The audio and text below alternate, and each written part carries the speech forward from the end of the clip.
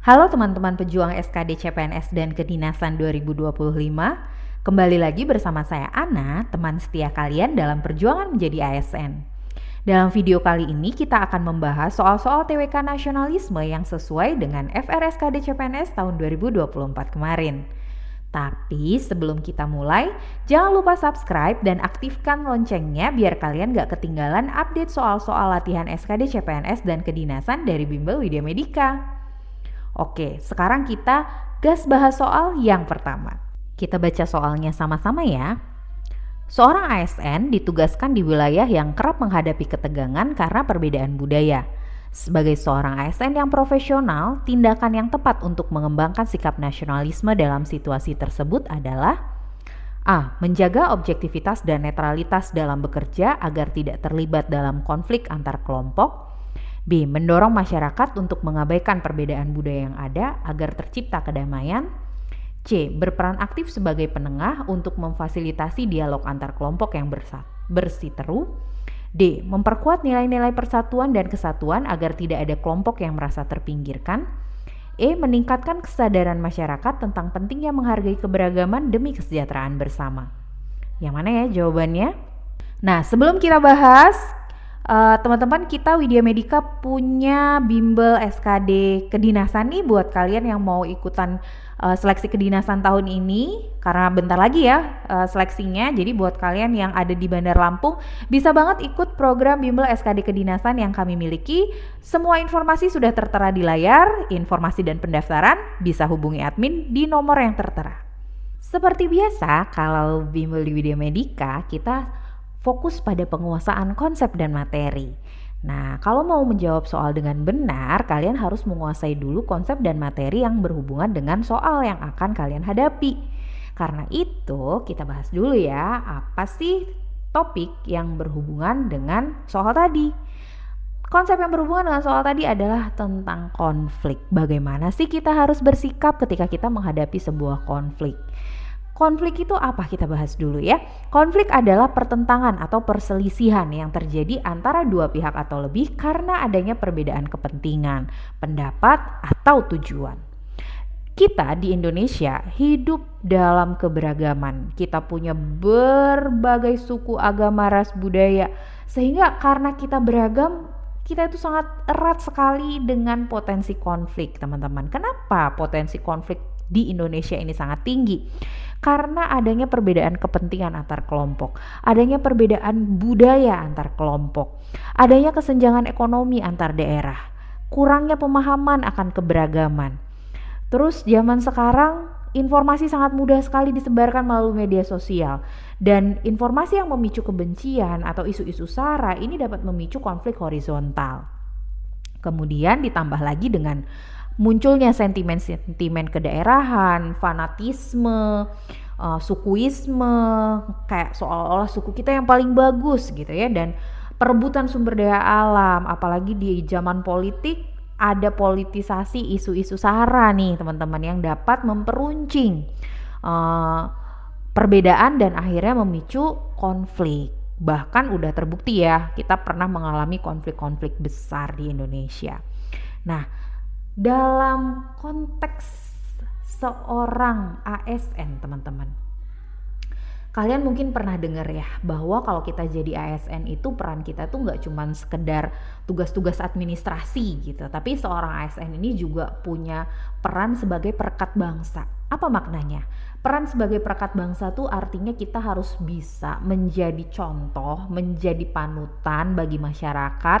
Kita harus mampu menciptakan ketertiban sosial dan mendukung upaya-upaya untuk menjaga persatuan dan kesatuan bangsa. Nah, dalam situasi di mana ada ketegangan antar kelompok, ada konflik gitu ya, apa sih peran sebagai seorang ASN? Nah, untuk menjawab pertanyaan tadi, kita harus memahami konsep manajemen konflik ya. Jadi kita bicara dulu nih teman-teman tentang manajemen konflik. Bagaimana kita mengatasi sebuah konflik? Kalau kita bicara tentang manajemen konflik, kita bicaranya dari tahapan sebelum konflik terjadi, saat konflik terjadi, dan setelah konflik terjadi. Nah, Kalau di sini adalah titik ketika konflik itu terjadi, sebenarnya konflik ini bisa kita cegah dan harusnya kita mulai itu dari langkah pencegahan. Jangan sibuk mengatasi tapi tidak mencegah gitu ya. Apalagi kita kan potensi konfliknya besar, jadi harusnya kita lebih kuat di langkah-langkah pencegahan konfliknya. Apa saja yang bisa kita lakukan untuk mencegah konflik? Yang pertama adalah pendidikan pastinya ya teman-temannya sebagai fondasi. Kita harus memberikan edukasi tentang keberagaman kepada masyarakat kita. Kita harus menyadarkan masyarakat bahwa kita hidup di dunia, di tanah yang memang udah dibentuk oleh Tuhan, kita beragam gitu. Sehingga kita harus menerima itu. Kita harus jadikan keberagaman itu sebagai sebuah kekuatan, jangan dijadikan sebagai sebuah kendala atau masalah. Kemudian toleransi, bagaimana sih kita bertoleransi terhadap perbedaan, bagaimana kita harus mampu menerima perbedaan gitu ya. Dan ketika ada sesuatu yang berbeda, ketika kita menemukan adanya perbedaan pendapat mungkin, adanya perbedaan budaya mungkin, nah bagaimana kita mengatasi itu? Satu-satunya cara adalah dengan berdiskusi atau berdialog. Dengan kita berdiskusi, berdialog, kita jadi saling mengenal. Saya tahu dia maunya apa, dia tahu mau saya apa. Kemudian kita mencari jalan tengah gitu. Dan juga kita, terutama teman-teman ya, kalau misalnya nanti kita jadi ASN gitu ya, karena kita diharapkan sebagai perekat bangsa, tentu saja kita harus peka terhadap konflik. Kita harus bisa mendeteksi dini konflik. Ini kayaknya udah mulai agak-agak panas nih suasana. Gimana ya caranya kita untuk mengatasi ini gitu. Nah itu harus kita lakukan untuk mencegah terjadinya konflik. Nah kalau konflik itu udah terjadi, berarti kita masuk ke langkah mengatasi konflik gitu ya. Bagaimana cara kita mengatasi konflik? Yang pertama adalah dengan mediasi, teman-teman. Mediasi ini artinya kita menjadi penengah gitu ya. Kalau kita bicara menjadi penengah, berarti kita tuh adanya di tengah. Misalnya ini pihak A, ini pihak B, kita posisinya di sini di tengah-tengah. Sebagai mediator, orang yang memediasi itu kita sebut dengan mediator. Ketika kita berperan sebagai mediator, kita nggak boleh cuman mendengar dari salah satu sisi. Jadi kita harus mendengar apa kata si A, kita harus mendengar apa kata si B. Setelah kita mendengar dari kedua-duanya, kita coba cari jalan tengah. Jalan tengah yang tidak merugikan kedua belah pihak. Jalan tengah yang menguntungkan kedua belah pihak. Jadi setelah kita berperan menjadi penengah, kita berdialog dan kita bermusyawarah gimana caranya biar kita menemukan solusi setelah kita mendengarkan pendapat dari kedua belah pihak. Itu peran sebagai mediator atau memediasi. Nah, setelah mereka menemukan solusinya, dijalankan solusinya, kita lakukan upaya rekonsiliasi atau gimana caranya biar hubungan yang sedikit retak akibat konflik ini bisa hangat lagi gitu. Misalnya kita mengadakan pertemuan nih antara kedua kelompok, terus kita bikin acara makan bersama supaya saling mengenal lagi, menjadi lebih hangat lagi hubungannya gitu ya. Nah itu namanya adalah rekonsiliasi. Ketika upaya mediasi, upaya menengahi, upaya rekonsiliasi ini tidak berhasil, maka bisa dilakukan upaya hukum oleh aparat gitu ya. Jadi kayak misalnya ketika ada tindakan kekerasan, itu bisa dilakukan upaya untuk mengatasi kekerasan dan juga menghukum pihak-pihak yang terbukti melakukan tindak pidana. Nah itu disebut dengan istilah upaya represif sebagai langkah kedua gitu ya teman-temannya, ketika ketika dialog atau mediasi itu tidak bisa dicapai kesepakatan gitu. Nah itu adalah upaya yang dapat kita lakukan untuk mencegah dan juga mengatasi konflik. Berdasarkan konsep ini teman-teman, maka kalau kita kembali ke soal apa jawaban yang tepat?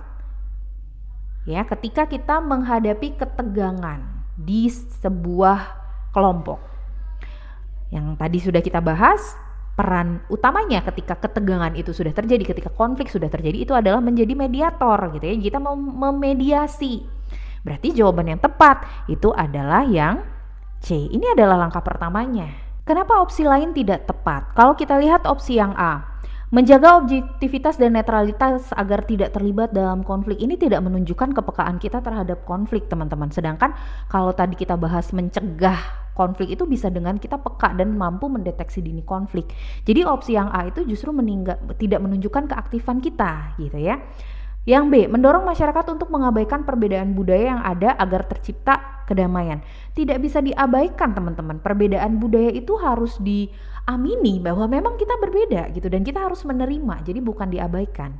Terus yang D, memperkuat nilai persatuan dan kesatuan agar tidak ada kelompok yang merasa terpinggirkan. Ini bisa kalau kita bicara tentang pencegahan. Tapi di sini konfliknya sudah terjadi. Ya, jadi kalau kita bicara tentang konflik yang sudah terjadi, berarti bukan langkah pencegahan dengan memperkuat persatuan, bukan dengan pendidikan, bukan dengan toleransi ya, tapi bagaimana kita mengatasi yang sudah terjadi. Terus yang E, meningkatkan kesadaran masyarakat tentang pentingnya menghargai keberagaman demi kesejahteraan bersama. Ini juga bicara tentang pencegahan, bukan bicara tentang penanganan gitu ya. Itu kenapa jawaban yang paling tepat menjadi yang C. Kemudian kita bahas soal yang kedua. Kita baca dulu soalnya sama-sama. Sekelompok mahasiswa sedang berdiskusi tentang pelestarian bahasa daerah. Salah satu dari mereka berpendapat bahwa untuk menjaga bahasa daerah agar tidak punah, penggunaan bahasa Indonesia di sekolah harus dikurangi dan diganti dengan bahasa daerah. Menurutnya ini akan membuat anak-anak lebih mencintai budaya lokal. Dari sudut pandang nasionalisme, apa kelemahan utama dari pendapat tersebut? A. Menciptakan generasi muda yang lebih mengutamakan identitas kedaerahan daripada identitas nasional.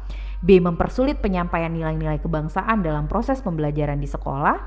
C. Mengurangi kesempatan siswa untuk memahami keberagaman budaya Indonesia. D. Menyulitkan proses pembentukan solidaritas nasional antar generasi muda. E. Menghambat pemahaman siswa tentang sejarah perjuangan bangsa Indonesia. Seperti biasa, kita bahas dulu konsep materinya ya. Tadi soalnya bicara tentang bagaimana kalau kita pakai bahasa daerah aja gitu, nggak usah pakai bahasa Indonesia, kita kedepankan dong bahasa daerahnya gitu. Sebenarnya apa sih kontribusi dari bahasa daerah terhadap nasionalisme? Seberapa penting gitu ya peranan bahasa daerah terhadap nasionalisme?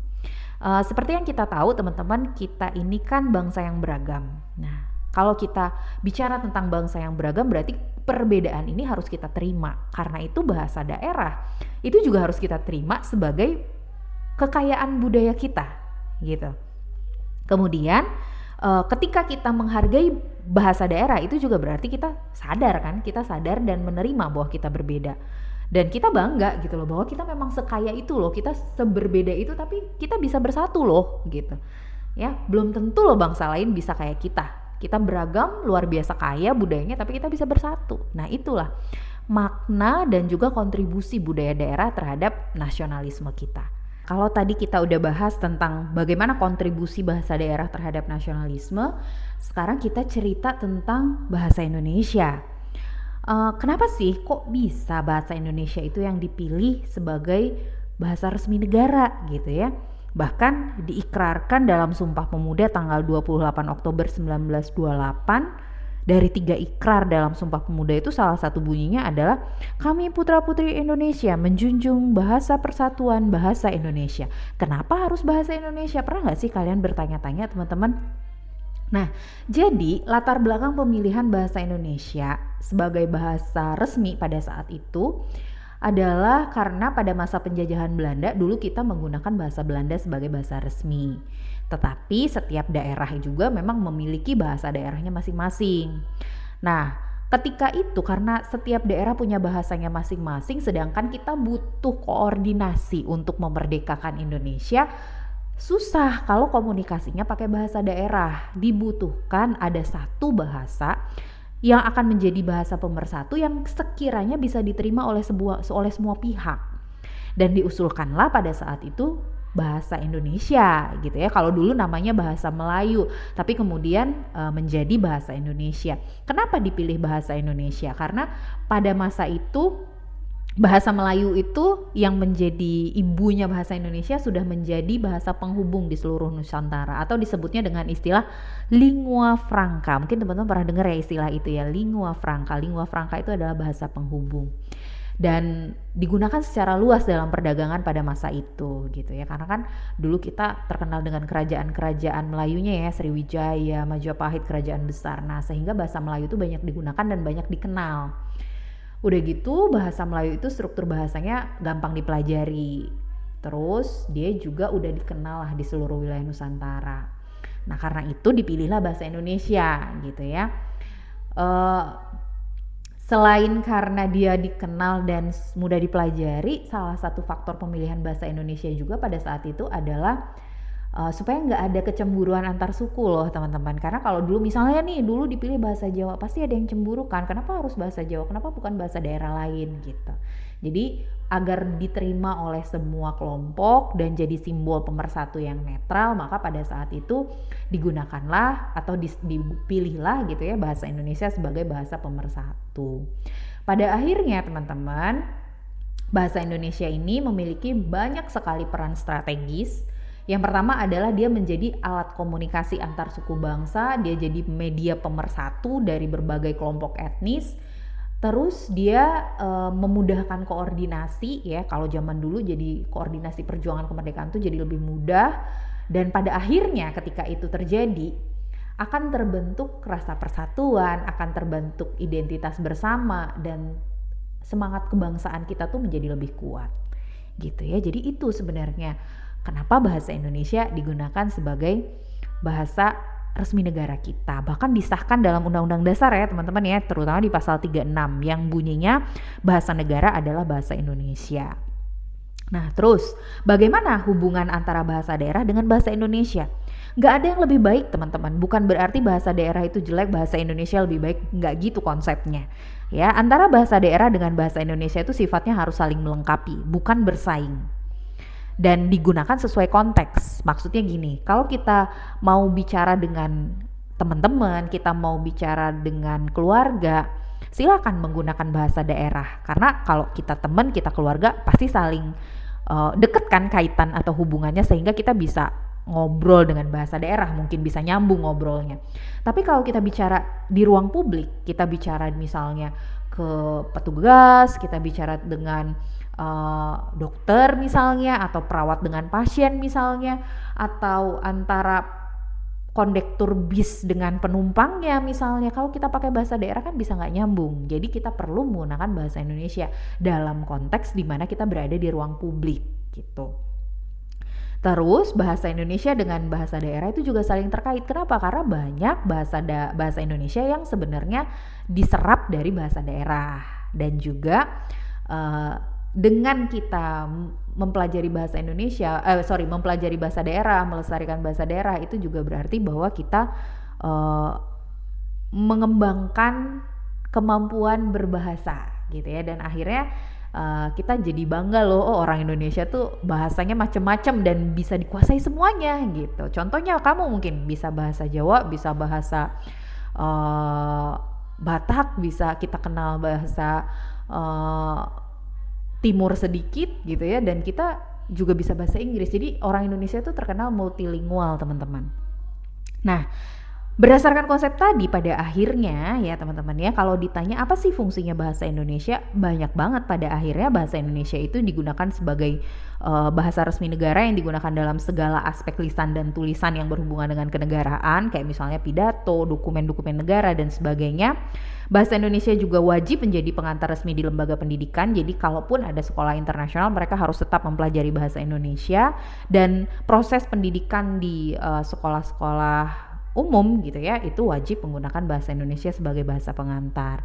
Dan juga bahasa Indonesia ini menjadi bahasa resmi dalam hubungan nasional, bagaimana kita berkomunikasi antar warga, antara pemerintah dengan masyarakatnya, ketika masyarakat menyampaikan aspirasi kepada pemerintah, dan juga menjadi bahasa resmi dalam aspek kebudayaan dan pemanfaatan ilmu pengetahuan. Jadi gitu ya teman-teman ya, bahasa daerah itu kita lestarikan, kita gunakan, kita budayakan, tetapi ingat bahwa dalam konteks kenegaraan kita tetap harus menggunakan bahasa Indonesia. Dalam ruang publik kita tetap harus menggunakan bahasa Indonesia, karena bahasa Indonesia ini akan memudahkan komunikasi, dan akhirnya ketika kita mudah berkomunikasi, kita jadi punya rasa keterikatan, kita jadi mudah untuk berkolaborasi, sehingga terbentuk solidaritas nasional, sehingga terbentuk rasa persatuan dan kesatuan sesuai dengan tujuannya dari Sumpah Pemuda gitu ya. Nah, berarti berdasarkan penjelasan saya tadi, jawaban yang lebih tepat untuk soal ini yang mana? Meskipun opsi A, B, C, D, E ini semuanya bisa jadi benar, tetapi yang lebih sesuai dengan konsep yang saya jelaskan tadi itu adalah yang D. yang bicara dalam aspek yang lebih luas gitu teman-teman. Kalau kita jawab yang A misalnya, menciptakan generasi muda yang lebih mengutamakan identitas kedaerahan daripada identitas nasional. Enggak dong. Identitas kedaerahan kita lestarikan tetap dengan tujuan memperkaya identitas nasional gitu. Jadi bukan yang daerah yang kita utamakan. Kan tadi nggak boleh bersaing tapi saling melengkapi gitu ya. Terus yang B, mempersulit penyampaian nilai-nilai kebangsaan dalam proses pembelajaran di Indonesia di sekolah. Sebenarnya dengan bahasa daerah juga bisa ya teman-teman ya, tetapi karena aturannya menggunakan bahasa Indonesia maka sebaiknya dijelaskan dalam bahasa Indonesia supaya semuanya mengerti, anak-anak tuh bisa menerima semuanya karena belum tentu mereka menguasai bahasa daerahnya kan gitu. Jadi meskipun yang B ini benar, tetapi kalau kita bicara dalam konsep nasionalisme gitu, nasionalisme kan bicara tentang persatuan. Jadi yang B itu benar tapi tidak menyentuh konsep persatuannya gitu. Jadi nggak kena ke persatuannya yang B. Yang C, mengurangi kesempatan siswa untuk memahami keberagaman budaya Indonesia. Bisa jadi benar, tetapi sekali lagi kalau kita bicara tentang persatuan, itu yang lebih dekat adalah solidaritas. Kadang-kadang jawaban dalam soal SKD itu adalah jawaban yang antara pertanyaannya dengan jawabannya itu sama makna, teman-teman. Kayak misalnya di sini kan kita bicara tentang dalam sudut pandang nasionalisme. Nasionalisme kan bicara tentang persatuan, bicara tentang kerjasama. Itu berarti sama maknanya dengan apa? Dengan solidaritas gitu. Nah itu juga salah satu tips yang bisa teman-teman terapkan ya. Coba pilih jawaban yang sekiranya punya makna yang sama antara pertanyaan dalam soal dengan jawaban yang kalian pilih gitu. Terus yang E, menghambat pemahaman siswa tentang sejarah perjuangan bangsa Indonesia. Terlalu spesifik ya, karena kan kalau kita bicara tentang nasionalisme itu kita nggak cuma bicara sejarah, tapi lebih kepada konteks bagaimana kita menguatkan ketahanan nasional, bagaimana kita mempertahankan persatuan dan sebagainya gitu. Sehingga jawaban yang tepat untuk soal ini adalah opsi yang D.